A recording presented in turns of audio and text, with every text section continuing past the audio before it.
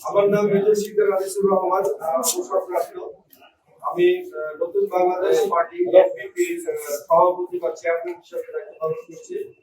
এই দলটি আমরা অর্গানাইজ করেছি। আমাদের সাথে প্রাক্তন বা অবসরপ্রাপ্ত বিভিন্ন বাহিনীর যারা সিনিয়র কর্মকর্তা আমরা আছেন, সমাজের গণ্যমান্য ব্যক্তিরা আছেন এবং সকল শ্রেণীর মানুষ রয়েছেন আমাদের সাথে। তাদের মূল একটাই কোর থিংকিং, যেটা হলো দেশপ্রেম এবং বাংলাদেশের বাংলাদেশের স্বার্থ এবং বাংলাদেশের জনগণ। এটাই আমাদের দলের প্রেক্ষাপট এবং মেইন থিম, যেটা নিয়ে আমরা কাজ করতে চাই। আমরা মনে করি একটি রাজনৈতিক দল হওয়া উচিত সেবামূলক, শাসকের মতো না, সেবামূলক হওয়া উচিত। আমরা এই সেবামূলক একটা রাজনৈতিক দল হবে, সেই আদর্শকে সামনে নিয়ে আমরা গঠনতন্ত্র তৈরি করেছি। আমরা আমাদের গঠনতন্ত্র তৈরি করেছি সরকারের আদলে। সরকারের যেরকম মন্ত্রণালয় রয়েছে, সরকারের যেরকম আয় ব্যয় আছে, আমাদের দলেরও সেরকম ছায়া মন্ত্রণালয় থাকবে, যাকে আমরা বলছি সম্পাদকীয়। আমাদের 26টি এরকম ছায়া মন্ত্রণালয় রয়েছে, যারা সরকারের মতো ক্ষমতায় না থেকেও, ক্ষমতার বাইরে থেকেও তারা জনগণকে সহযোগিতা করবে এবং সেবামূলক কার্য পরিচালনা করবে।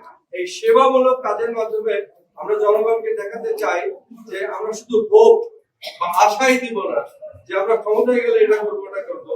আমরা জনগণকে দেখাতে চাই ক্ষমতার বাইরে থেকেও আমাদের সীমিত অর্থ এবং সীমিত সামর্থ্য দিয়েও জনগণের পাশে দাঁড়ানো যায়। That's our aim. আমাদের প্ল্যাটফর্মে এই যে মন্ত্রণালয় রয়েছে, এখানে 26টির মধ্যে আবার 4টি করে টায়ার আছে। এখানে টোটাল 2500-এর মতো নেতার সংকলন হয়, যারা বলেন যে আমরা দেশকে ভালোবাসি, শিক্ষিত সমাজ, সভ্য সমাজ বা যে কোনো শ্রেণী, যারা রাজনীতিকে ঘৃণা করছে। আমি আহ্বান করবো আপনারা আমাদের দলের এই জিনিসটি দেখুন, যেখানে কোনো মারামারি নেই, হিংসা নেই, কিন্তু আপনার জন্য রাইট প্ল্যাটফর্ম তৈরি করা আছে। আপনি যদি সত্যিকার অর্থে দেশকে ভালোবাসেন এবং দেশের মানুষের জন্য কিছু করতে চান, this is the right platform. আপনি সম্মানের সাথে কাজ করতে পারবেন এবং দেশের জন্য কিছু করতে পারবেন। একজন ভাই জিজ্ঞেস করেছিলেন আমাকে যে আমরা নির্বাচন কমিশনের শর্ত পুরো করেছি কিনা।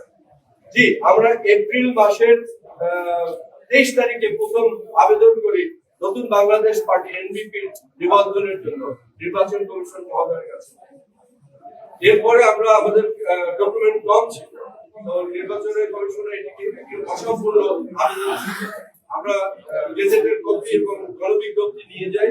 আমরা জানতে পারি যে 100টি, ন্যূনতম 100টি থানা এবং ন্যূনতম 22টি জেলায় আমাদের অফিস থাকতে হবে এবং প্রতিটি থানায় 200 জনের উপরে আমাদের মিনিমাম 200 আমাদের সমর্থন থাকতে হবে।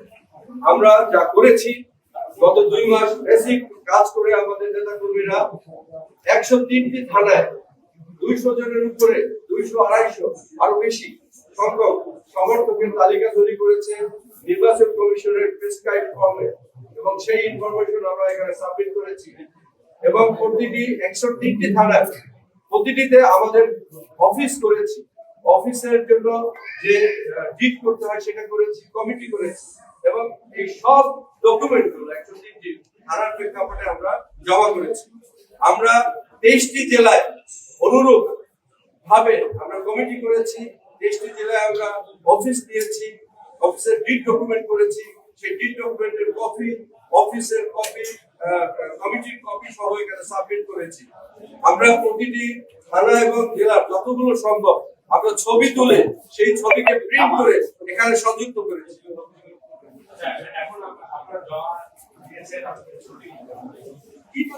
আমরা প্রতীক চেয়েছি, আপনারা ব্যানারে দেখতে পাচ্ছেন যে প্রজাপতি প্রতীক চেয়েছি এবং দলের নাম চেয়েছি নতুন বাংলাদেশ পার্টি এবং আমাদের পতাকা চেয়েছি। আপনারা ডান পাশে দেখতে পাচ্ছেন একটি ত্রিভুজ এবং এর ভিতরে আমাদের দলের নাম।